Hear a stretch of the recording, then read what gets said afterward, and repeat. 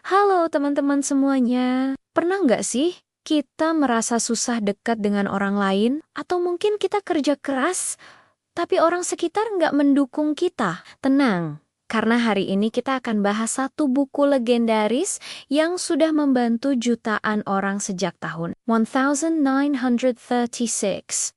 Buku yang saya maksud adalah How to Win Friends and Influence People, karya Dale Carnegie. Yang keren dari buku ini, semua prinsipnya masih relevan sampai sekarang dan mudah dipraktikkan dalam kehidupan sehari-hari. Nah, Carnegie membagi bukunya jadi 4 bagian penting. Yang pertama, dia bicara tentang teknik dasar berhubungan dengan orang. Intinya ada 3.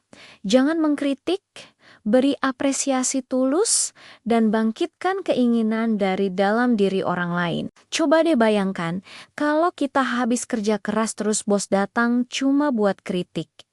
Gimana rasanya? Pasti males banget kan? Makanya Abraham Lincoln aja berhenti nulis surat kritik karena sadar hal itu malah bikin orang defensif. Terus yang kedua, Carnegie kasih 6 cara jitu biar disukai orang.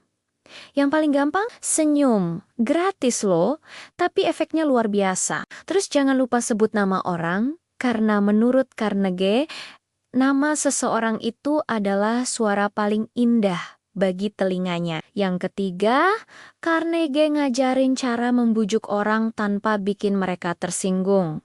Kuncinya, hindari debat. Karena menang debat itu sama aja dengan kehilangan teman. Lebih baik fokus mencari solusi bareng-bareng. Dan yang terakhir, Carnegie bicara soal kepemimpinan yang menginspirasi. Dia bilang, pemimpin yang hebat itu bukan yang paling keras suaranya, tapi yang bisa bikin timnya merasa berarti. Saya suka banget sama contoh yang dia kasih soal Charles Schwab. Dia lebih milih muji daripada menghukum karyawannya. Hasilnya, produktivitas naik. Ini bukan soal jadi penjilat ya, tapi lebih ke apresiasi tulus atas usaha orang lain.